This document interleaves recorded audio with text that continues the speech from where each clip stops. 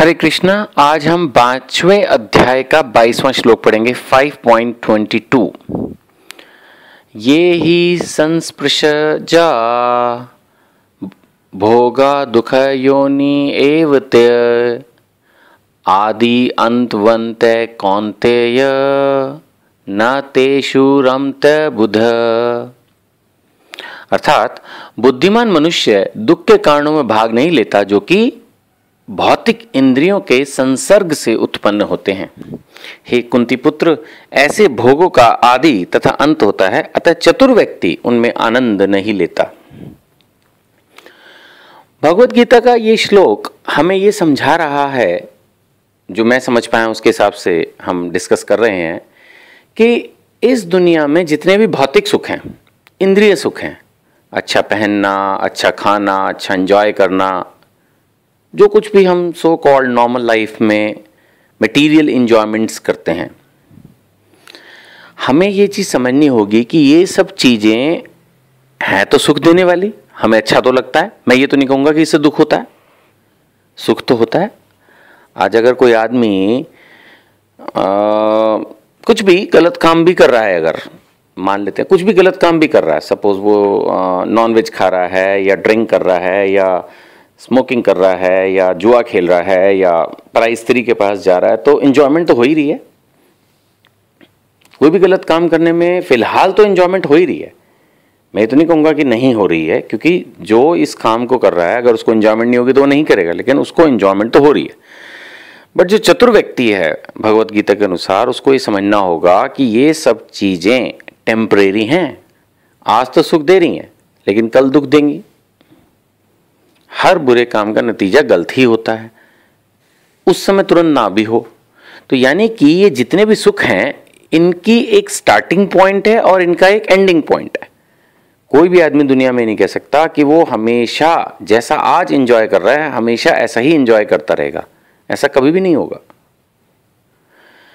तो यहां पर हम चाहें अगर तो समझ सकते हैं कि सुख दो प्रकार के हैं, एक आध्यात्मिक सुख और एक भौतिक सुख। भौतिक सुख ऐसे होते हैं जो टेम्परेरी होते हैं, आज सुख दे रहे हैं कल दुख देंगे। और आध्यात्मिक सुख में जो सबसे फीचर है, गुड फीचर है, वो ये है कि वो परमानेंट होता है। हम विश्वास नहीं करते इस बात पे कि भगवान का भी कोई दाम है, वैकुंठ लोक नाम की भी कोई चीज है, इसीलिए मरने के बाद हर एक को स्वर्गवासी लिख देते हैं कि वे स्वर्ग है, बस वैकुंठ कुछ नहीं होता।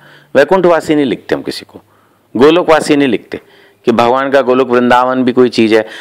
या तो हमें नॉलेज ही नहीं है, या अगर हमें किसी ने बताया भी तो हम उसको माइथोलॉजी मान लेते हैं। छोड़ यार, स्वर्ग ठीक है, हाँ वहां के बारे में सुना है, हमें वो भी सुना है, लेकिन उस पर विश्वास है। मरने के बाद स्वर्गवासी लिख देंगे, वैकुंठवासी नहीं लिखेंगे, गोलोकवासी नहीं लिखेंगे, उसको नहीं समझना। क्योंकि स्वर्ग में अप्सराएं होती हैं, देवी देवता होते हैं, ऐश होती है यहां से भी ज्यादा अच्छी, तो वो उस जगह के बारे में बताओ मैं। जबकि ये भी एक लिमिटेड नॉलेज है, क्योंकि स्वर्ग तो इसी भौतिक दुनिया में है। 14 प्लैनेटरी सिस्टम है, उसमें स्वर्ग भी है, नर्क भी है, कोई खास बात नहीं है। धरती पे भी तो स्वर्ग है, कहते नहीं कश्मीर धरती पे स्वर्ग है ब्यूटी के लिए। कंफर्ट स्विट्जरलैंड में, यूएसए की कई सिटीज में कितने कितने सुख हैं। तो वो ठीक है, स्वर्ग यही है, उसमें क्या है। अप्सराएं वहां पे भी हैं, धरती पे नहीं अप्सराएं क्या। सोमरस है वहां, यहाँ पे भी तरह तरह की वाइन्स हैं। एक्चुअली स्वर्ग कोई बहुत बड़ी चीज नहीं है। भगवत गीता के अनुसार जो भी व्यक्ति स्वर्ग में जाता है उसको वहां से अपने पुण्य क्षीण होने पर, यानी कि जब उसका वीजा खत्म हो जाएगा, जब उसका जो भी परमिशन है एक तरह से समझ लो भगवान की देवी खत्म हो जाएंगी, तो वापस यहीं आना पड़ेगा। तो यानी कि इन सब सुखों का एक स्टार्टिंग पॉइंट है और एक एंडिंग पॉइंट है। जब वो स्टार्ट होते हैं तो बड़ा अच्छा लगता है, लेकिन जब एंड होते हैं तो उतनी तकलीफ होती है। आप कुछ भी सोच के देखिए, अगर आज आपके पास बहुत बढ़िया गाड़ी है, उसमें आप सफर कर रहे हो, लेकिन वो 1 साल के बाद आपसे छीन ली जाए और उसके बाद आपको दोबारा बसों में धक्के खाने पड़े। अगर आप पहले से बसों में चल रहे थे तो शायद इतनी तकलीफ नहीं होगी, लेकिन अगर एक बार 1 साल तक बहुत बढ़िया गाड़ी में आप चल रही है और उसके बाद फिर से बसों में चलना पड़े तो बड़ा तकलीफ होती है। इसलिए ये सलाह दी जाती है, जिसने सुननी है और समझनी है उसको, कि हमें भौतिक सुखों के पीछे नहीं भागना चाहिए। अगर वो आ भी रहे हैं तो बस आ रहे हैं, ठीक है। भगवत गीता के अनेक श्लोकों में बात लिखी है कि जो बुद्धिमान व्यक्ति होता है, चतुर व्यक्ति होता है, भक्त होता है, स्थिर बुद्धि होता है, वो ऐसे सुखों को पाके बहुत खुश नहीं हो जाता, और ऐसे अगर सुख ना मिले तो बहुत दुखी नहीं हो जाता। मीन्स ऐसा नहीं कि हमें इन सुखों को नहीं एंजॉय करना है। जो सिंपल भौतिक सुख है, पत्नी का सुख है, बच्चों का सुख है, भौतिक दुनिया में जो सम्मान हमें मिल रहा है, ठीक है, ये भी तो सुख है, ये आ रहे हैं, इनको लीजिए, लेकिन इनसे अटैच मत होइए कि कल को ये नहीं रहे तो बस मैं तो पागल ही हो जाऊंगा। हर चीज को सिंपल लेके चलने का प्रयास करिए। नहीं होता है कोई बात नहीं, कोशिश हमें उस दिशा में करनी है। मैं हमेशा से इसी विषय पर अपने बारे में भी सोचता हूं और वही मैं आपसे भी डिस्कस करता हूं कि भगवत गीता को पढ़ने से हमें एटलीस्ट ये पता चलता है कि what are the standards we have to achieve. हमें कहां पहुंचना है, क्या हासिल करना है अपने जीवन में, कौन सी स्थिर बुद्धि हासिल करनी है, पंडित समदर्शिना, कौन सी चीज हमें हासिल करनी है कि हमें सबको समान दृष्टि से देखना है, हर सुख और दुख को भी समान दृष्टि से देखना है, कोशिश करनी है। अगर हम कोशिश ही नहीं करेंगे तो सफल कैसे होंगे?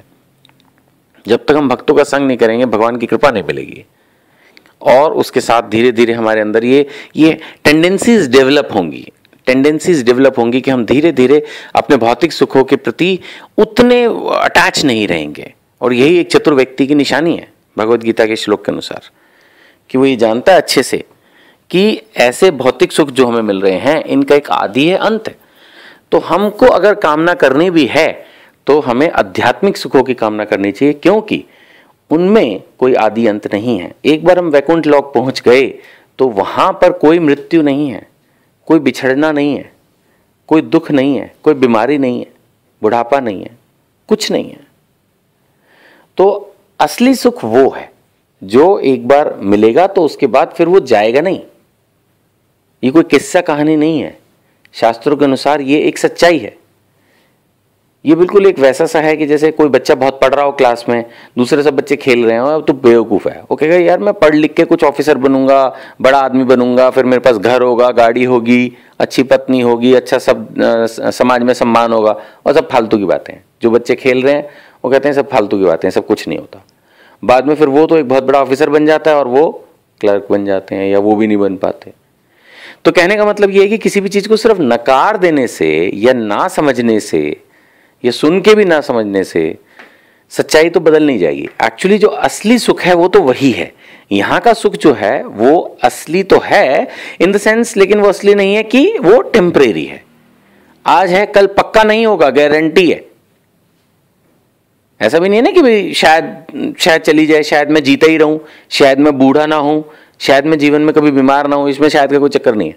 हमारी डेथ 100% होगी, हम बूढ़े 100% होंगे, बुढ़ापे में हम बीमार 100% पड़ेंगे। चाहे आप जितना मर्जी जो मर्जी कर लीजिए, शारीरिक दुख होने हैं तो होने हैं। इस धरती पर ये सब चीज़ें अवश्यंभावी हैं, होंगी ही होंगी। इसलिए हमें चाहिए कि हम ये सोचें कि ऐसे भौतिक सुख के पीछे भागने की बजाय जिसमें आदि और अंत है, मतलब स्टार्ट के बाद फिर एंड भी होना, क्यों ना हम ऐसे आध्यात्मिक सुख की तरफ जाने का प्रयास करें जिसमें आदि अंत नहीं है। हरे कृष्णा।